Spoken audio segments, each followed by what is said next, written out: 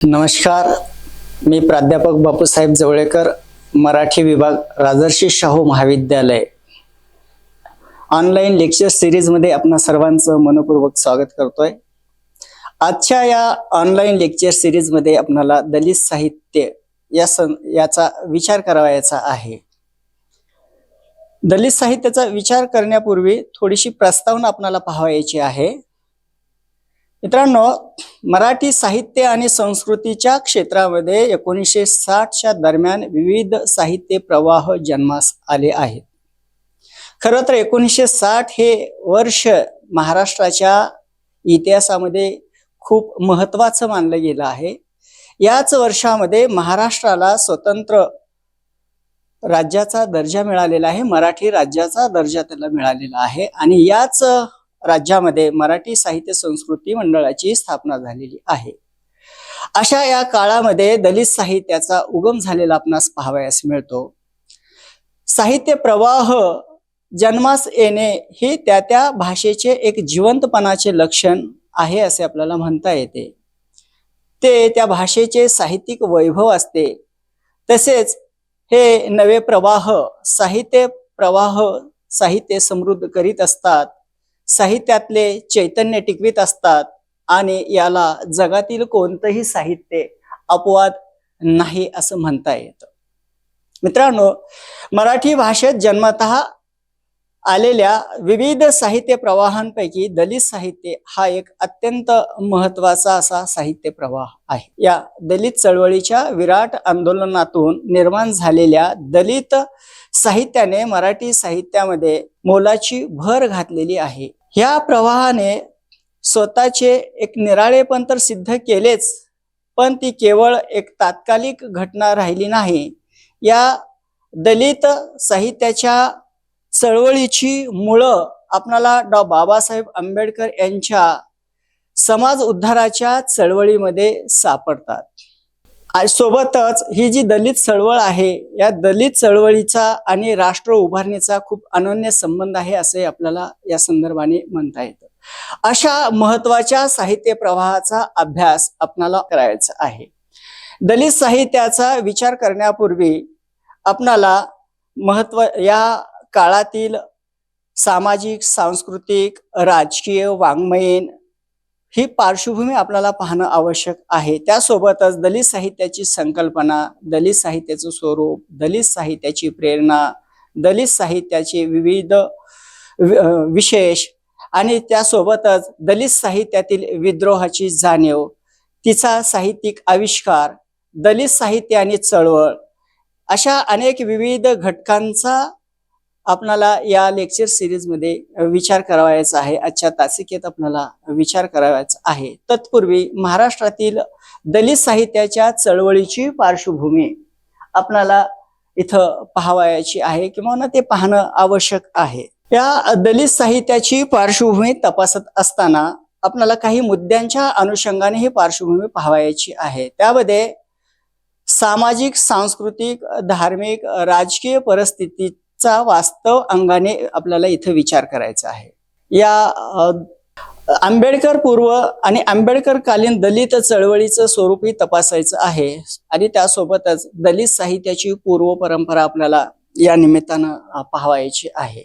मित्रांनो, महाराष्ट्रातील दलित साहित्याच्या चळवळीची पार्श्वभूमी आपल्याला आता पाहायची आहे. 1960 नंतर मराठी साहित्यात उदयास आलेला आणि विकसित झालेला एक ठळक आणि महत्वाचा साहित्य प्रवाह म्हणजे दलित साहित्य प्रवाह होय. या दरम्यान अनेक साहित्य प्रवाह जन्मास आले. त्यामध्ये ग्रामीण साहित्य, आदिवासी साहित्य आणि स्त्रीवादी साहित्याचा प्रामुख्याने समावेश करता येतो. या सर्व साहित्य प्रवाहाच्या मुळाशी असणारी जी प्रेरणा आहे, ह्या प्रेरणा गेल्या शतकातील विविध सामाजिक, सांस्कृतिक, राजकीय घडामोडींच्या संदर्भात आहेत.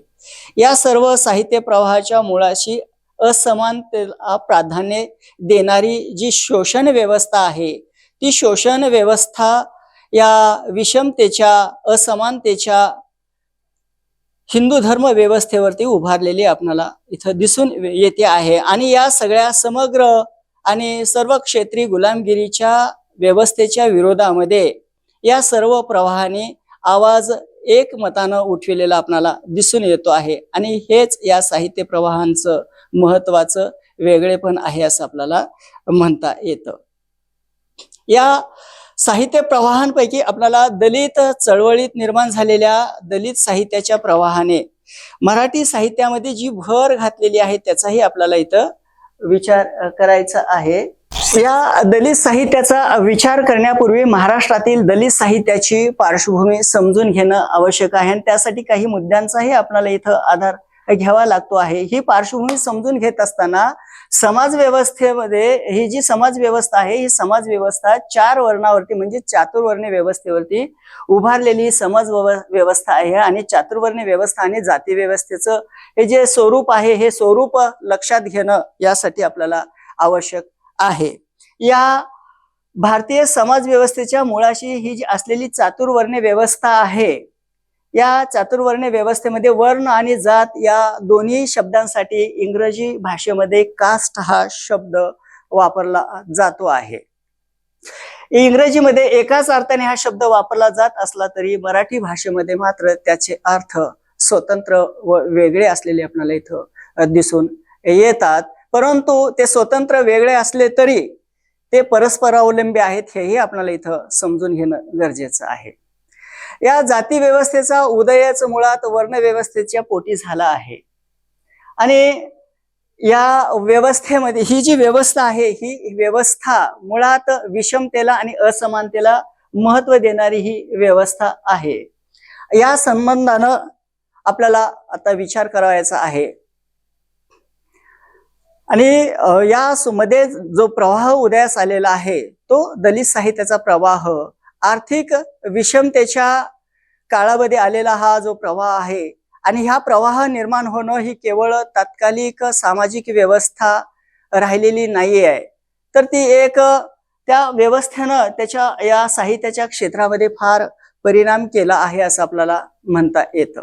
तत्पूर्वी जाती व्यवस्थेच्या उदयाचा जो मूळ आरंभ आहे तो वर्ण व्यवस्थेत आहे हे आपण पाहिलेलं आहे. परंतु ही जी वर्ण व्यवस्था आहे या वर्ण व्यवस्थेचं मूळ स्वरूप जर ऋग्वेदाच्या आधारे पाहायचं झालं तर ऋग्वेदामध्ये ही आद्य वर्ण व्यवस्था जी आहे ती केवळ द्वयवर्णी होती म्हणजे 2 वर्णाची ही व्यवस्था होती आणि ती नंतरच्या काळामध्ये म्हणजे सिंधू संस्कृतीच्या नंतरच्या काळामध्ये ही 4 वर्णाची बनलेली आपल्याला इथं दिसून येते आहे. 2 वर्णाची व्यवस्था कोणती होती तर ब्राह्मण आणि शूद्र अशा प्रकारची ही व्यवस्था असलेली आपल्याला दिसून येते आहे. आणि याच सिंधू संस्कृतीच्या काळामध्ये महत्वाचं विशेष म्हणजे या काळात स्त्री सत्ताक समाज व्यवस्था जन्मास आलेली होती म्हणून तिला आर्यपूर्व संस्कृती असंही आपल्याला म्हणता येतं. पुढच्या काळामध्ये पशुपालन आणि शेती हे दोन्ही व्यवसाय स्त्री करून पुरुषांनी आपल्या हातामध्ये घेतल्याचे इथं दिसून येतात आणि याचा परिणाम आपल्याला असा जाणवतो आहे की स्त्रीच्या हातामध्ये असलेली जी काही सत्ता होती ती सत्ता हळूहळू पुरुषांच्याकडे वर्ग झालेली आपल्याला इथं पाहावयास मिळते आहे. थोडक्यात स्त्री सत्ताकडून पुरुष सत्ताक व्यवस्थेकडे वाटचाल झालेली आपल्याला इथं दिसून येते आहे आणि यासोबतच मालमत्तेचा वारसाही मातृवंशाकडून पुरुषाकडे गेलेला आपल्याला इथं दिसून येतो आहे. आणि याच काळामध्ये दास वर्ण अस्तित्वात आलेला आपल्याला इथं दिसून येतो आहे. आणि थोडक्यात क्षत्रिय ब्राह्मण दास ही त्रैवर्णिक व्यवस्था त्या काळामध्ये फार प्रभावी ठरलेली आपल्याला इथं दिसते आहे. आणि या सोबतच मातृवंशाक दासांच्या श्रमावरच मोहेंजोदाडो हडप्पांची नागर संस्कृती देखील उभी राहिलेली आपल्याला इथं दिसून येते आहे. या मातृसत्ताक वंशाचा जो काही पुरुष सत्ताक व्यवस्थेकडे वर्ग होताना जो काही परिणाम झालेला आहे त्याचा अगदी थोडक्यात आपल्याला विचार करावा वाटतो. कारण मातेचा म्हणजेच आईचा जो वर्ण आहे तोच वर्ण तिच्या पोटी जन्माला आलेल्या अपत्याचाही इथे ठरवला गेला आहे. अशा या मातृवंशक दासाच्या श्रमावर ही आता सांगितल्याप्रमाणे ही मोहेंजोदाडो आणि हडप्पाची नागर संस्कृती उभी राहिलेली आपल्याला इथं दिसते आहे. मातृसत्ताक व्यवस्थेकडून पितृसत्ताक किंबहुना स्त्री सत्ताक व्यवस्थेकडून पुरुष सत्ताक व्यवस्थेकडे झालेल्या या वर्गवारीमध्ये आर्य हे पशुपालक होते, तसेच ते पितृवंशक होते, हेही आपल्याला इथं समजून घेता येतं. वैश्य हा जो वर्ण आहे, हा वैश्य वर्ण आर्याने आपल्या सोयीसाठी आपल्या स्वार्थासाठी जन्माला घातला आहे, असंही अभ्यासकांचं मत आहे. आर्याने शूद्रांना युद्धात जिंकले आणि त्यांना गुलाम केले आणि या वर्ण व्यवस्थेमध्ये या जिंकलेल्या गुलाम केलेल्या आर्यांना दास म्हटलं गेलं आणि हा दास वर्णच या 4 वर्णामध्ये 4था वर्ण शूद्र वर्ण या नावाने रूढ झालेला आपल्याला पाहावयास मिळतो. अशा या प्रकारे पितृसत्ताक चातुर्वर्ण्य व्यवस्था उदयास आली आणि पुढच्या काळामध्ये ही वर्ण व्यवस्थेची जागा जाती व्यवस्थेने घेतलेली आपल्याला दिसते. 4 वर्ण म्हणजे चातुर्वर्ण्य व जाती व्यवस्थेतील शूद्रांना सर्व प्रकारच्या त्यांच्या नैसर्गिक हक्कापासून त्यांना दूर केलेलं आपल्याला इथं दिसतं आहे. वर्ण व्यवस्थेने लादलेले जे नियम आहेत त्या नियमांचं उल्लंघन करणंही त्यांना कठीण करून सोडलं, किंबहुना या नियमांचं उल्लंघन करणे हा सर्वात मोठा गुन्हा मानला गेला. त्यात हे कृत्य धर्मबाह्य आणि अधर्माचं समजलं गेलं. हा गुन्हा करणारा या व्यवस्थेमध्ये अत्यंत नालायक ठरवला गेला, किंबहुना या गुन्हा करणाऱ्यांना अत्यंत क्रूर अशा प्रकारच्या शिक्षेची सोयही केलेली आपल्याला दिसते.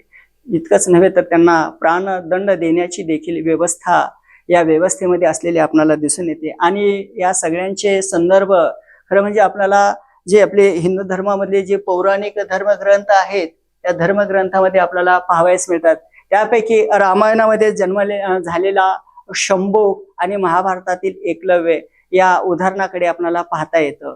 वास्तविक हिंदू धर्मातील जी वर्णव्यवस्था आहे या वर्णव्यवस्थेने आपल्या स्वार्थासाठी सांस्कृतिक, राजकीय, आर्थिक आणि सत्तेची विभागणी या ब्राह्मण, क्षत्रिय आणि वैश्य 3 वर्गामध्ये करून घेतलेली आपल्याला दिसते. आणि शेवटचा जो वर्ण आहे ज्याला आपण शूद्र, अतिशूद्र असं म्हणतो, यांच्या वाट्याला मात्र केवळ आणि केवळ या 3ही वर्णांची सेवा करण्याचंच बिंबवलं गेलं. आणि यासोबतच याला आधार म्हणून केवळ सेवा करणे हा तुमचा जन्म आहे, सेवा करण्यासाठीच तुमचा जन्म झाला आहे हे बिंबविण्यासाठी त्यांच्या मनावरती या लोकांनी अशा प्रकारचे एक संस्कार केले आहेत असं म्हणायला हरकत नाही. त्याच्यासाठी त्यांनी धर्मग्रंथांचा, पुराणांचा, श्रुतींचा या सगळ्या ग्रंथांचा आधार घेतलेला आपल्याला इथं दिसून येतो आहे. परिणामी या अतिशूद्र लोकांना बहिष्कृत केले, त्यांना गावकुसाबाहेर फेकले गेले, त्यांची वस्ती गावकुसाबाहेर ठेवण्यात आली, करण्यात आली. आणि यासोबतच या गावकुसाबाहेरील अवर्ण असलेल्या माणसांचं जगणं गावकुसाच्या आत असलेल्या सवर्ण माणसांवरती अवलंबून ठेवण्यात आलेलं आपल्याला इथं दिसून येत आहे. ही सगळी पार्श्वभूमी आपल्याला समजून घेणं आवश्यक आहे. त्याशिवाय दलित साहित्याचा जो काही नंतरच्या काळामध्ये विकास झालेला आहे त्यातून जी काही वेदना, विद्रोह, नकार अस्तित्वात आलेला आहे ते समजून घेण्यासाठी आपल्याला ही पार्श्वभूमी समजून घेणं अत्यंत आवश्यक आहे. अशा ह्या शूद्र आणि अतिशूद्र ठरवलेल्या मानवी समाजावरती, त्यांच्या मन आणि मेंदूवरती इथल्या परंपरांचा, रूढींचा, नशिबांचा, प्रारब्धवादाचा पगडा बसविला आणि अन्याय, अत्याचार व शोषणाविरुद्ध बंड करण्याची त्यांची जी शक्ती आहे ती शक्तीच हिरावून घेतलेली आपल्याला इथं दिसते. जे आहे तेच ठीक आहे, योग्य आहे, यापेक्षा अधिक आपल्या नशिबी नाही, अशा प्रकारची नशीबवादाची मानसिकता बनविण्यामध्ये येथील समाज व्यवस्था यशस्वी झालेली आपल्याला इथं दिसून येते आहे. आणि या विचाराला, व्यवस्थेला खिंडार पाडण्याचं जे कार्य आहे ते कार्य 13व्या शतकात आध्यात्मिक क्षेत्रामध्ये झालेलं आपल्याला इथं दिसतं. प्रारंभीच्या या काळामध्ये आध्यात्मिक क्षेत्रामध्ये संतांनी थोड्याफार प्रमाणामध्ये शूद्र अतिशूद्रांच्या भक्तीचा जो मार्ग आहे, जो व्यवस्थेनं अवरोध करून ठेवलेला होता, तो मार्ग काहीसा मोकळा झाला. परंतु वारकरी चळवळीची ही जी सुधारणा आहे, ही सुधारणा केवळ धार्मिक आणि आध्यात्मिक भक्तीच्या क्षेत्रापुरतीच मर्यादित असलेली आपल्याला इथं दिसते आहे. या काळातील संतांनी जाती व्यवस्थेवरती किंवा चळवळीची सुधारणा केल्याचं आपल्याला इथं दिसत नाही आहे. किंबहुना परंपरागत आचार विचारावर त्यांनी आघात केलेले नाही आहेत. वारकरी चळवळीचा जो काही परिणाम शूद्रांच्या जीवनावरती झालेला आहे तो आध्यात्मिक क्षेत्राच्या बाबतीमध्ये झालेला आहे. त्यामुळे त्यांचा जो काही सामाजिक आणि आर्थिक परिस्थितीमध्ये जो काही बदल झाला पाहिजे होता तो काही झालेला आपल्याला इथं दिसून येत नाही.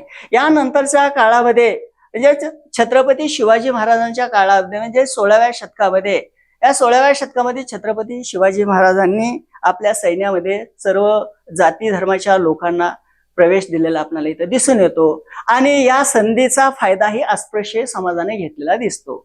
अस्पृश्यांनी या संधीचा फायदा घेत पराक्रम गाजविले आणि हे पराक्रम गाजवित असतानाच आपण मेष राशीचे नाही आहोत तर आपण सिंह राशीचे आहोत हे सिद्ध केले. परंतु शिवाजी महाराजांच्या या स्वराज्याच्या काळामध्ये मिळालेला जो काही त्यांना मान सन्मान आहे तो पेशवाईच्या कालखंडामध्ये या राज्यकारभारामध्ये जी कर्मठ विचारांची मानसिकता या पेशवाईच्या काळामध्ये दिसते आहे त्या काळामध्ये अस्पृश्य समाज पुन्हा एकदा पाठीमागे गेलेला आपल्याला इथं दिसून येतो आहे. पेशवाईनं छत्रपती शिवाजी महाराजांच्या काळामध्ये जे काही हक्क अधिकार त्यांना मिळाले होते ते सगळे नाकारले आहेत. आणि याच काळात सामाजिक विषमता, असमानता, शोषण व्यवस्था अधिक प्रमाणात वाढलेली आपल्याला इथं दिसून येते आहे. आणि याचा परिणाम अस्पृश्यांच्या वाट्याला केवळ हालाकीचं जीवन आलं. यात बदल होण्यास जी सुरुवात झालेली आहे त्यामध्ये ब्रिटिश राजवट फार महत्वाची भूमिका बजावताना इथं दिसते आहे. या ब्रिटिश राजवटीच्या काळातील ब्रिटिशांची जी भूमिका अस्पृश्यांच्या संदर्भात आहे ती आपल्याला इथं आता थोडक्यात समजून घ्यावयाची आहे. ब्रिटिश राजवटीची जी भूमिका आपण आता पाहूयात. वास्तविक अस्पृश्यांच्या मदतीमुळे, सहकार्यामुळेच आणि अस्पृश्य सैनिकांच्या मर्दुमकीमुळेच ब्रिटिशांना महाराष्ट्रामध्ये पेशवाईचं पतन करता आलेलं आपल्याला इथं दिसतं आहे. आणि या अस्पृश्यांनी केलेल्या मदतीमुळेच खऱ्या अर्थाने ब्रिटिशांना भारताचे राज्यकर्ते बनता आलेले आपल्याला इथं दिसते आहे. या ब्रिटिशांच्या काळामध्ये ब्रिटिशांनी अस्पृश्यांच्या मदतीवर उभारलेली जी राज्य यंत्रणा आहे, इथली जी व्यवस्था आहे ही व्यवस्था स्थिर केली. आणि स्थिर व्यवस्था झाल्यानंतर मात्र येथील धार्मिक आणि सामाजिक व्यवस्थेत आपण ढवळाढवळ करणार नाही असे अलिप्तवादी धोरण स्वीकारून ब्रिटिशांनी अस्पृश्यांचा एक प्रकारे विश्वासघात केला असं म्हणायला हरकत नाहीये. याच्या पाठीमागचं मूळ कारण असं दिसतं की येथील सवर्ण समाजाला दुखविणं अस्पृश्यांच्या सत्तेसाठी धोकादायक ठरू शकतं हा एक विचार त्या पाठीमागे असलेला आपल्याला इथं दिसतो. वास्तविक अस्पृश्यतेसारख्या जाचक रूढी परंपरा किती मानवतेला काळीमा फासणाऱ्या आहेत आणि ह्या बदलल्या पाहिजेत याची जाणीव इंग्रज सरकारला नव्हती असं नाही, परंतु ही जाणीव असूनही त्यांनी त्यात बदल न करण्याचे धोरण स्वीकारले. अस्पृश्यांच्या बाजूने उभे राहण्याऐवजी ब्रिटिश सरकार या वेळेला सवर्ण व्यवस्थेच्या बाजूने उभे राहिलेले आपल्याला इथं दिसून येते आहे.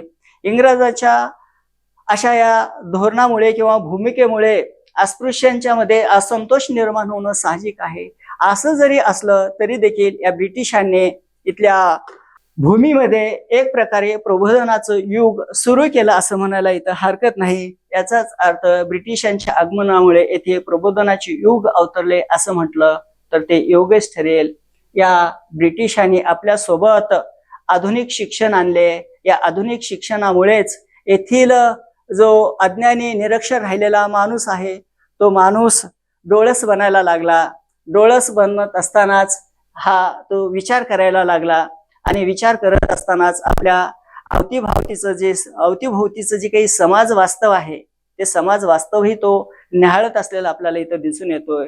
त्याच्या चिंतन आणि मननाचा जो काही विचार आहे किंवा जो काही विषय आहे तो येथील धर्म व्यवस्थेची मीमांसा, जाती व्यवस्थेची चिकित्सा हा राहिलेला आहे आणि या दृष्टिकोनातूनच नंतरच्या म्हणजेच पुढील काळामध्ये धर्ममीमांसा आणि जाती व्यवस्थेची चिकित्सा सुरू झालेली आपल्याला दिसते.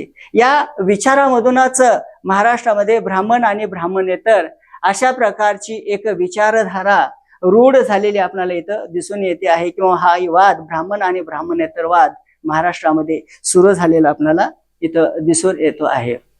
थोडक्यात जाती व्यवस्थेची चिकित्सा केवळ ब्राह्मणेतर वर्गाने सुरू केली असं नाही, तर या जाती व्यवस्थेच्या चिकित्सेमध्ये ब्राह्मण वर्गही पुढे आलेला आपल्याला इथं दिसून येतो आहे. आणि त्यामुळे आपल्याला सर्वप्रथम ब्राह्मणी परंपरेतील जात मीमांसा आपल्याला इथं समजून घेणं सुरुवातीला गरजेचं वाटतं.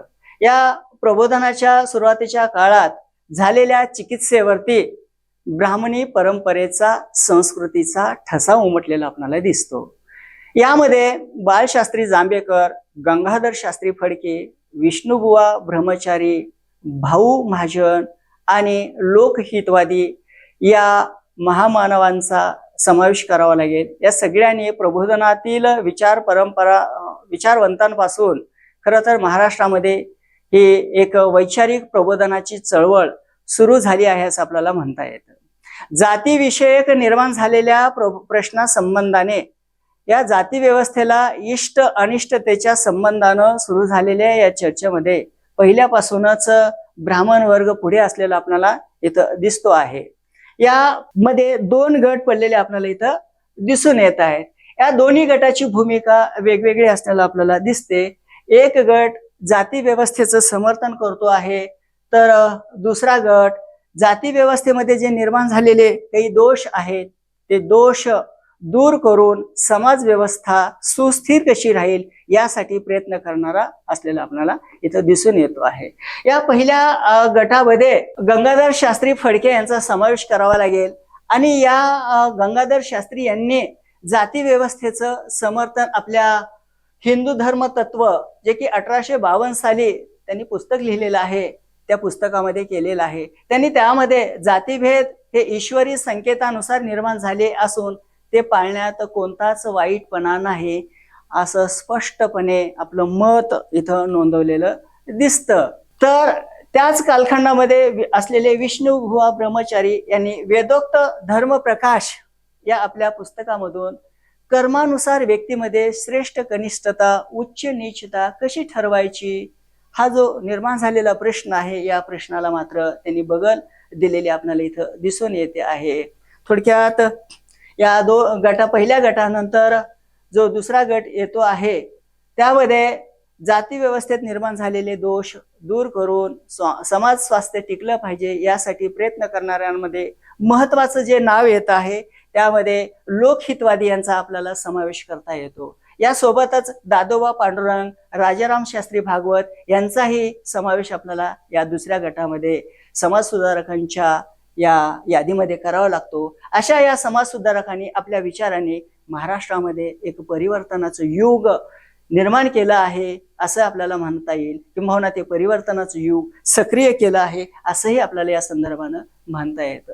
अशा या प्रबोधनाच्या चळवळीतील जे शिल्पकार म्हणून आपण लोकहितवादींकडे पाहतो त्या लोकहितवादींनी आपल्या शतपत्राच्या माध्यमातून समाज परिवर्तनाची प्रचंड गरज आहे, फार गरज आहे अशी भावना किंवा आपला विचार त्यांनी व्यक्त केला.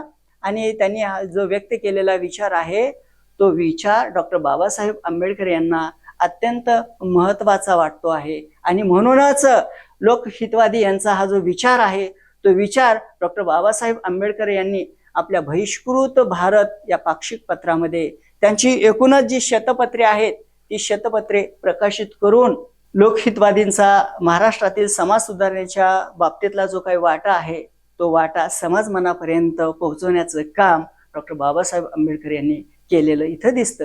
मित्रांनो, हे सगळं खरं आहे. लोकहितवादी असतील, आगरकर असतील, विष्णुबुवा ब्रह्मचारी असतील, या सगळ्यांनी आपापल्या परीने महाराष्ट्रामध्ये समाज सुधारणेचा कार्य करण्याचा इथं प्रयत्न केलेला इथं दिसतो आहे. परंतु या सगळ्यांच्या जो काही प्रयत्न आहेत त्या प्रयत्नाला एक मर्यादा असलेली दिसून येते आहे. आणि ती मर्यादामध्ये त्यांच्या ब्राह्मणी विचारांची मर्यादा असं आपल्याला म्हणता येतं. कारण हिंदू समाजाची प्रगती मोजण्याचं एक मोजमाप आहे आणि ते म्हणजे हिंदू समाजाची प्रगती किंवा अधोगती मोजायची त्यासाठीचा जो मानदंड ठरवला गेला आहे आणि तो आहे ब्राह्मण वर्ग, असं आपल्याला या संदर्भामध्ये दिसतं आहे. या नंतरच्या काळामध्ये महाराष्ट्राची विवेक बुद्धी जागी करण्यामध्ये यांच्या म्हणजेच लोकहितवादींच्या नंतर न्यायमूर्ती महादेव गोविंद रानडे यांचा आपल्याला इथं विचार करावा लागतो आहे. समाज सुधारणेच्या प्रबोधनाच्या कार्यामध्ये रानडे यांचाही फार महत्वाचा वाटा असलेला आपल्याला इथं दिसतो आहे. पिढ्यानपिढ्यापासून या व्यवस्थेमध्ये चालत आलेली जे काही अन्याय आहेत, जी काही अमानुष रूढी आहेत त्या नाहीशा झाल्या पाहिजेत असा प्रयत्न करणाऱ्यामध्ये अग्रभागी असलेले हे रानडे होय. याच काळामध्ये महाराष्ट्रातील समाज प्रबोधनाच्या चळवळीत आणखीन एक नाव घ्यायचं आणि ते म्हणजे गोपाळ गणेश आगरकर यांचं. या गोपाळ गणेश आगरकरांची ओळख महाराष्ट्राला परत करून देण्याची आवश्यकता नाही, इतकं त्यांचं कार्य मोलाचं असलेलं आपल्याला इथं दिसतं आहे. परंतु सगळ्यांच्या भूमिकेला किंवा कार्याला थोड्याशा मर्यादा मगाशी म्हटल्याप्रमाणे आपल्याला इथं दिसून येत आहेत. याचं कारण असं आहे, हे या सगळ्यांचे जे प्रयत्न आहेत हे सवर्ण वर्गातून आलेल्या ब्राह्मण वर्गातील माणसांचे हे प्रयत्न आहेत आणि त्यामुळे त्यांच्या विचारांना त्यांच्या कार्याला थोड्याफार मर्यादा असलेल्या आपल्याला इथं दिसून येत आहे. या सगळ्यांनी सामाजिक रूढीवरती प्रहार करण्याचं काम केलं आणि सामाजिक रूढीवरती प्रहार करत विवेकाला प्राधान्य इथं दिलेलं आहे. व्यक्ती स्वातंत्र्याचाही त्यांनी पुरस्कार केलेला आहे, हेही आपल्याला इथं नाकारता येत नाही. या आगरकरांच्या नंतर आपल्याला त्यांच्याच काळामध्ये आलेले राजाराम शास्त्री भागवत यांचाही आपल्याला अगदी थोडक्यात विचार करावा लागतो आहे. महाराष्ट्रात या राजाराम शास्त्री यांच्या मते जाती व्यवस्था निर्माण झाल्या त्याचं मूळ राजाराम शास्त्री जैनांच्या महाराष्ट्रातील प्रवेशामध्ये सांगतात. ते स्वतः म्हणतायत की महाराष्ट्रात जैनांचा प्रवेश झाला आणि जाती निर्माण झाल्या. यासाठी त्यांनी भाषाशास्त्र, उत्पत्तीशास्त्र, त्याचबरोबर इतिहासशास्त्र इत्यादी शास्त्रांचा आधार घेऊन विश्लेषण केलेलं आपल्याला इथं दिसतं आहे. या सोबतच शास्त्री यांनी वेदकालीन वर्णव्यवस्था, तिचं बदलतं स्वरूप, बौद्ध, जैन या धर्मांचा वर्णव्यवस्थेवर जो काही परिणाम झाला आहे, त्याचबरोबर महाराष्ट्रातील मध्ययुगीन जाती व्यवस्थेचं स्वरूप उलगडून दाखविण्याचाही आपल्या विचारामध्ये प्रयत्न केलेला दिसतो. परंतु जाती व्यवस्थेच्या आर्थिक पायाकडे मात्र त्यांनी दुर्लक्ष केलेलं इथं दिसून येत आहे. याकडेही जाणकारांचं लक्ष गेलेलं दिसतं. जातीभेद सामाजिक ऐक्यास बाधा आहे असं सांगितलं जातं. आता ही बाधा कशी काय ठरू शकते, हा एक सगळ्यात महत्वाचा प्रश्न आहे. आता सामाजिक जाती व्यवस्था या विकासाला कशा म्हणजेच गतिरोध ठरू शकतात याचा विचार करत असताना आपणाला ही जी जाती व्यवस्था उभारलेली आहे ती विषमतेवरती उभारलेली, शोषण व्यवस्थेवरती उभारलेली आपल्याला इथं दिसून येते आहे. या पलीकडे जाऊन ही व्यवस्था माणसांचं आणि व्यक्तीचं जे काही शोषण आहे ते प्रचंड प्रमाणामध्ये करते आहे. माणसाचं माणूसपण विशिष्ट अशा वर्गाचं ते नाकारताना इथं दिसते आहे. त्याचाही विचार या शोषण व्यवस्थेच्या मुळाशी केलेला इथं या वर्गातल्या माणसाने दिसत नाहीये. असे या ब्राह्मणी परंपरेतील विचारवंतांचे जे काही मर्यादा आहेत किंवा त्यांच्या पुढे आलेले जे काही प्रश्न आहेत त्याचाही आपल्याला इथं विचार करावा लागतो.